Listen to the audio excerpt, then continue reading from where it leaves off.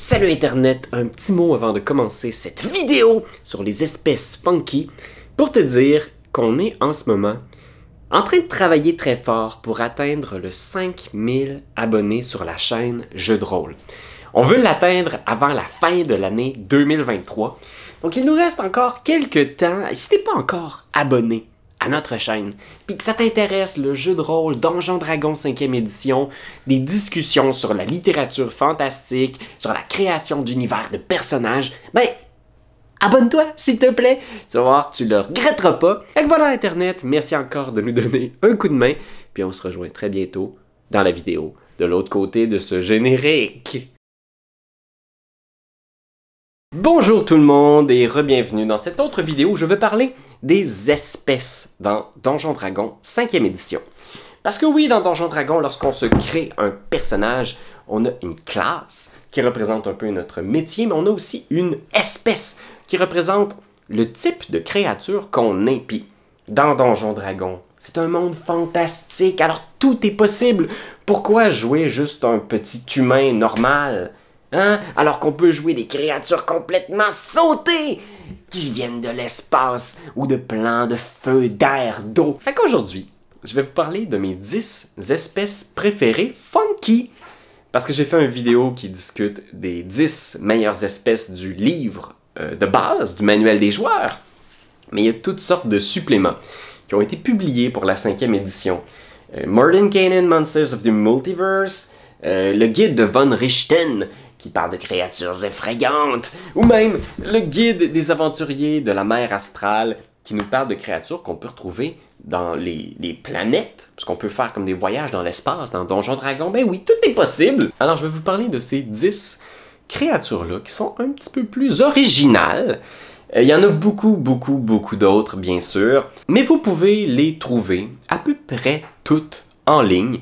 Vous n'avez qu'à utiliser un moteur de recherche de votre choix, là.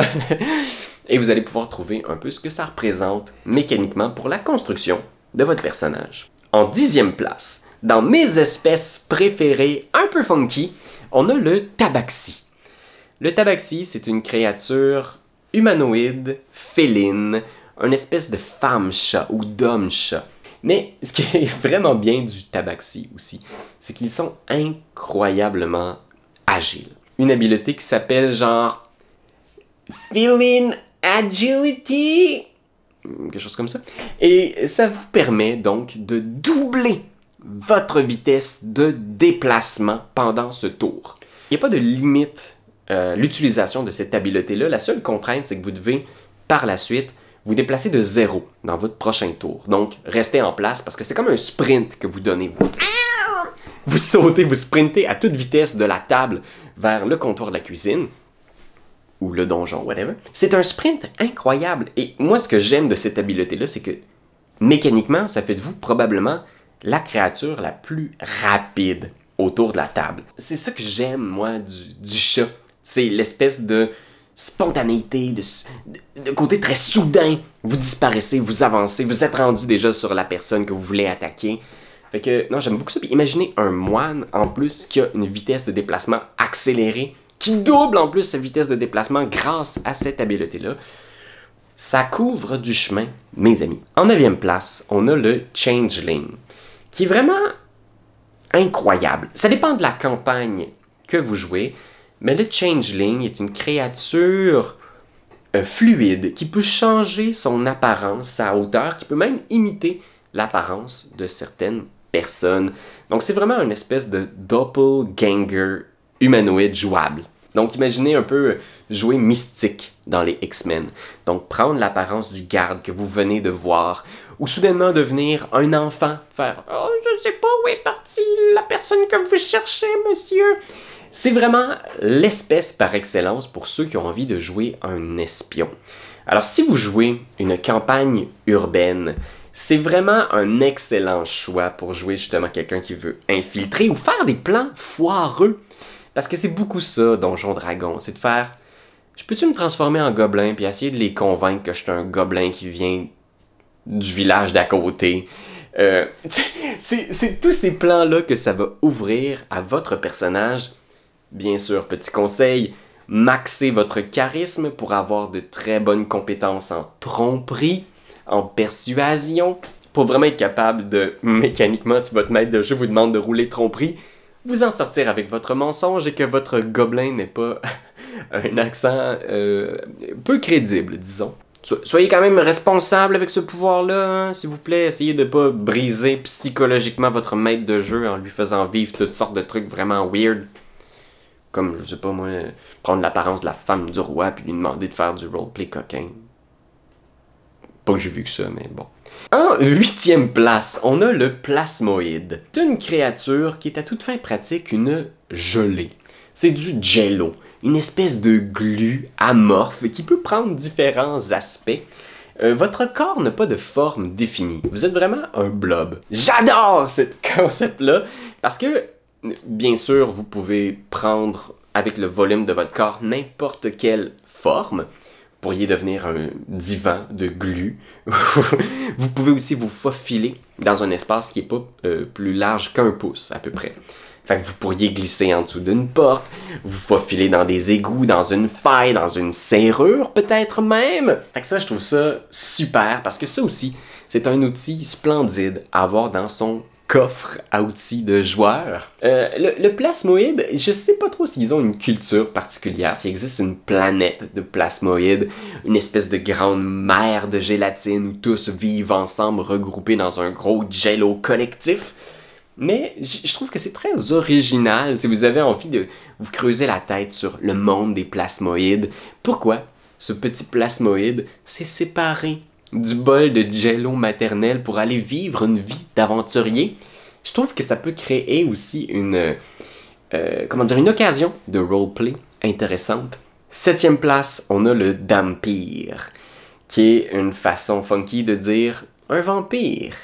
Vous êtes un mort-vivant qui mord les gens pour... Vous savez ce que ça fait un vampire, je ne veux pas faire un mime.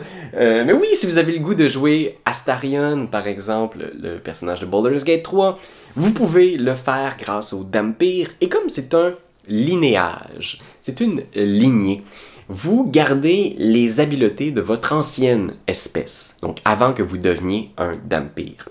Si vous étiez par exemple un Aarakocra et que vous pouviez voler, ben votre Dhampir peut encore voler. Ce qui est vraiment très très chouette. Et oui, je sais qu'il y a certains joueurs qui ont ce fantasme-là aussi de jouer un truc un peu edgy, un peu dark, un peu sombre. Et en même temps, comme dans Twilight, vous n'êtes pas littéralement brûlé par le soleil. Donc il y a quelque chose d'intéressant dans le Dhampir, dans cette quête de rédemption-là. Le drame de devoir vivre avec les humains, mais en même temps vouloir les dévorer.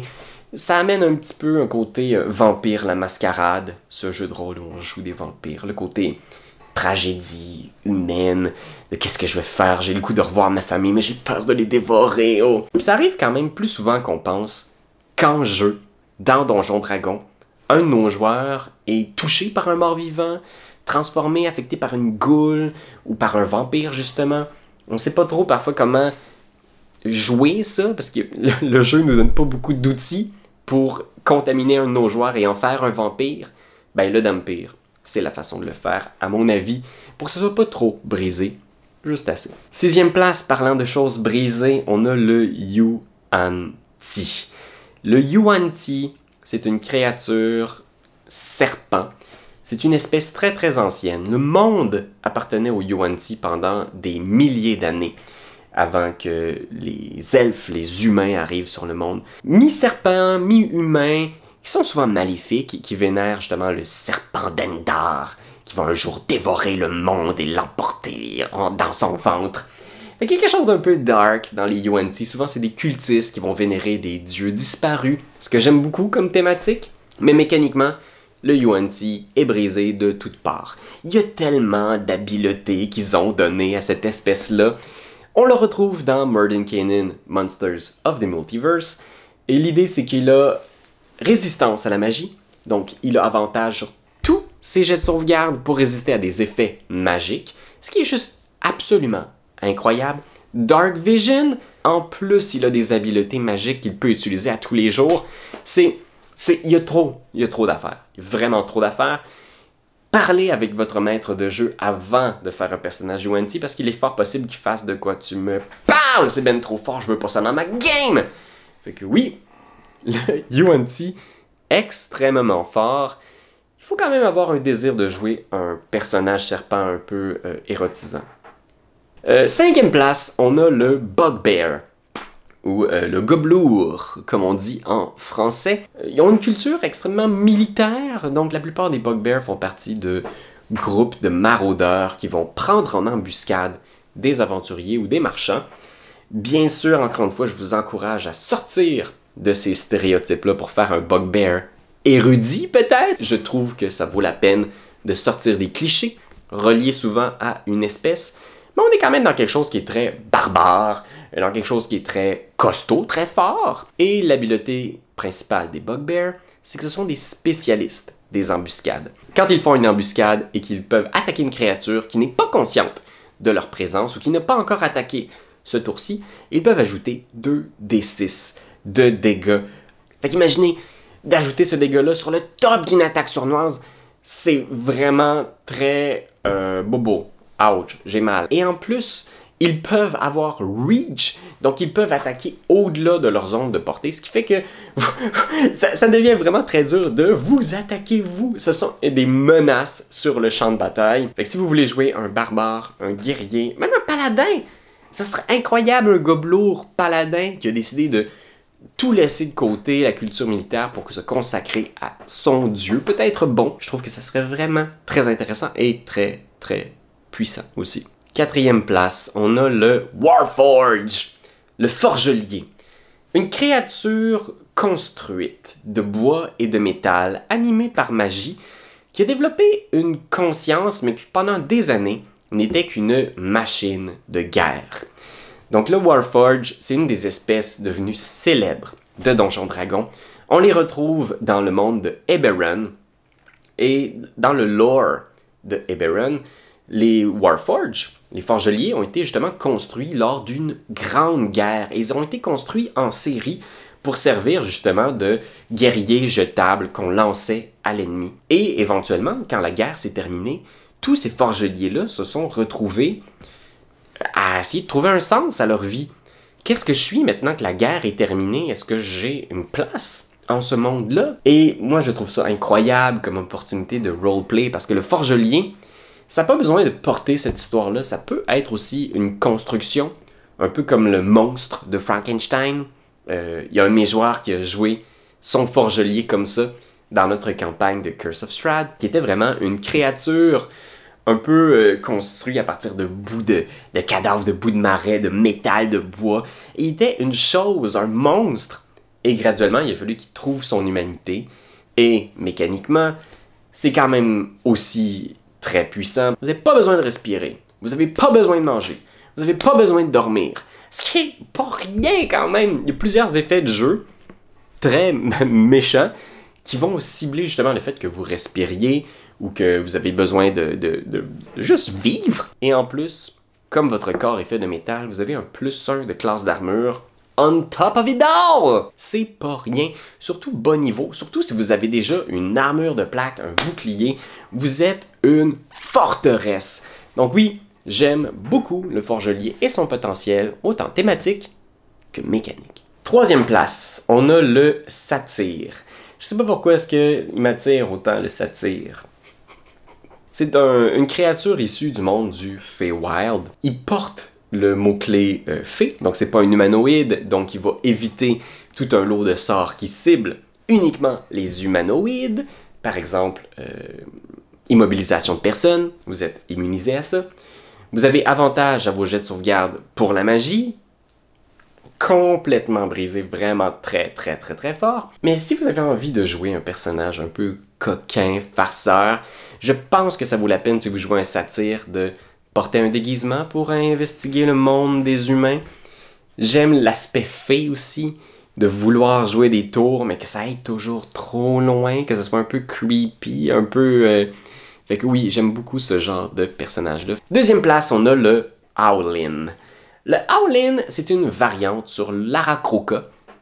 Donc l'Aarakocra, c'est une créature volante un homme-oiseau. Et le gros avantage de cette espèce-là, c'est que vous pouvez voler.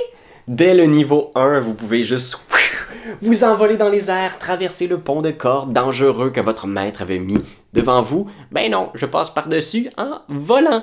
Si votre maître de jeu vous pousse en bas d'une falaise, vous pouvez déployer vos ailes et sauver la vie de vos amis. Pas de problème.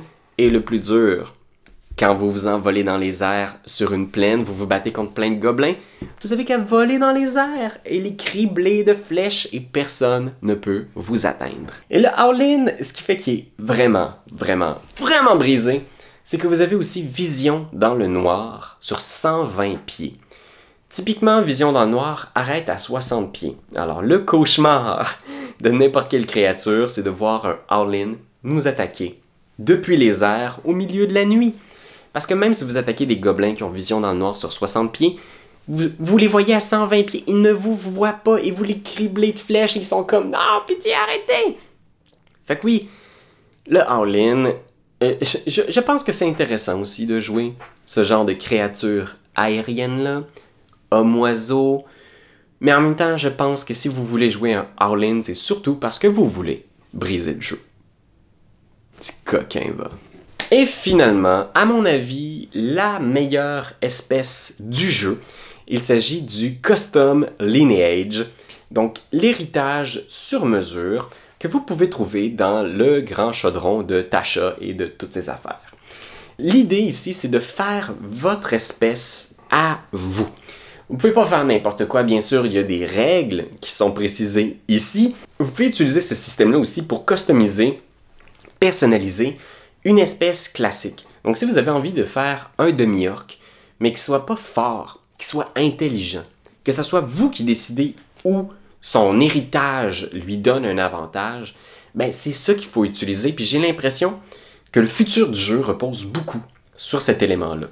De pouvoir personnaliser son bagage comme créature. Ici, vous pouvez vivre votre fantasme, votre créature, et la faire que mécaniquement, vos avantages fit avec le personnage que vous avez envie de créer.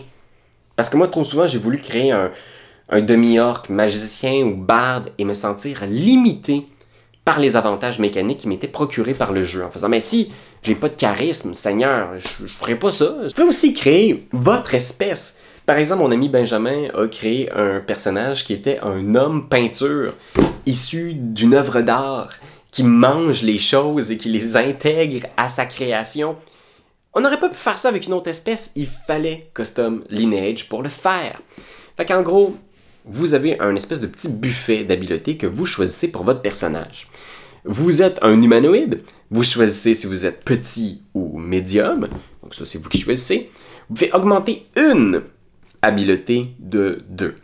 Typiquement, la plupart des espèces vous donnent une augmentation d'une habileté de 2 et une autre habileté de 1. C'est typiquement ce que ça nous donne, mais là ici, c'est vous qui choisissez. Vous en choisissez une, vous l'augmentez de 2, c'est ça le deal. Vous choisissez aussi un don. Fait que déjà, ça, c'est incroyable. Vous commencez avec un don. La plupart des builds brisés, puis même les builds qui sont thématiquement intéressants, vont vous demander d'avoir un don que vous choisissez. Fait que Custom Lineage vous le procure, c'est incroyable. Et c'est pas tout parce que vous recevez en plus un trait de votre choix parmi ceux-ci. Donc, soit avoir vision dans le noir sur 60 pieds, ce qui est un très très bon choix. Et vous pouvez aussi avoir votre bonus de maîtrise dans une compétence de votre choix. Perception peut-être? Pourquoi pas? Et voilà, c'était mon petit tour d'horizon des espèces les plus funky pour Donjons Dragons 5e édition. C'est sûr que ça ici, hein, on parle des espèces qui sont un petit peu plus originales, nouvelles, qui vont un peu nous dépayser de notre littérature fantastique classique. Si vous voulez entendre une conversation que j'ai eue avec mon ami Pierre-Philippe Renaud sur le sujet de l'évolution des espèces dans Donjons Dragons, vous pouvez le faire sur notre podcast Action Bonus. Vous pouvez vous abonner aussi si vous voulez avoir toutes sortes de vidéos sur la chaîne qui traitent de tous les sujets, jeux de rôle, Donjons Dragons, d'autres systèmes de jeux de rôle aussi. Et si vous voulez nous encourager, si vous voulez voir toutes nos vidéos à l'avance, notre campagne Dommage, on a déjà presque tous les épisodes de sortie, puis on va recommencer Greg and Rot très bientôt. Ben, c'est sur Patreon. Puis c'est une super façon de nous aider à poursuivre notre travail chez A2Game. Fait qu'hésitez pas, laissez en commentaire votre espèce favorite et on se revoit dans une autre vidéo très bientôt sur Internet.